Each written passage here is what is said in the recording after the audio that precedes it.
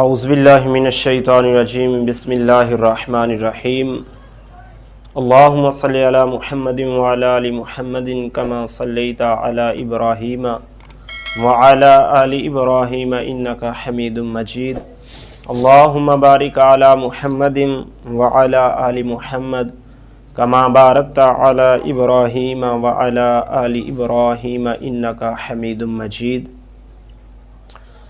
سامعین و ناظرین، آج ہم ایک بار پھر اس نشست میں ان لوگوں کے لیے وظیفہ لے کر آئے ہیں جو اولاد نہ ہونے کی وجہ سے پریشان ہیں۔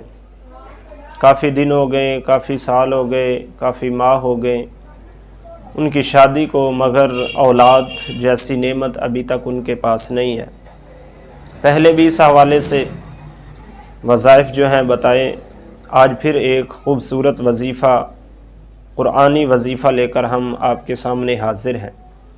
تو یہ بہت ہی خوبصورت وظیفہ ہے۔ اگر کسی وظیفے کے کرنے کی وجہ سے کام جو ہے وہ نہیں ہو رہا تو اس میں اس وظیفے کا کوئی عمل دخل نہیں، کوئی قصور نہیں، بلکہ ہمارا اپنا جو طریقہ ہے اس میں کوئی کمی ہو سکتی ہے، زبان جو ہے اس میں کمی ہو سکتی ہے۔ تو اس لیے قرآن کو سچے دل کے ساتھ اللہ تبارک و تعالی کی رحمت پر امید کرتے ہوئے پڑھنا چاہیے اور ان وظائف کو کرنا چاہیے، کیونکہ قرآن میں کوئی شک نہیں ہے۔ رب تعالی شروع میں فرماتے ہیں ذالک الکتاب لا ریب فیہ، یہ عظیم و شان کتاب ہے، اس میں کوئی شک نہیں ہے۔ تو ہمارے عمل کرنے میں شک ہو سکتا ہے، رب کے قرآن میں کوئی شک نہیں ہے۔ تو لہٰذا آئیے ہم چلتے ہیں اپنے اس وظیفے کی طرف۔ یہ وظیفہ ان لوگوں کے لیے ہے جو بے اولاد ہیں، اولاد کی نعمت سے محروم ہیں، تو ان کے لیے یہ بہت ہی خوبصورت وظیفہ ہے کہ وہ اس وظیفے کو روزانہ کریں گے تو انشاءاللہ بہت جلد وہ اپنی مراد کو پا جائیں گے۔ تو توجہ سے سماعت کر لیجئے۔ وظیفہ پارہ نمبر 21 ہے، سورۃ سجدہ، اس کی آیت نمبر 7، 8 اور 9 ہے۔ یہ 3 آیات ہیں، ایک مرتبہ پھر سماعت کر لیں۔ پارہ نمبر 21، سورۃ سجدہ، آیت نمبر 7، 8 اور 9۔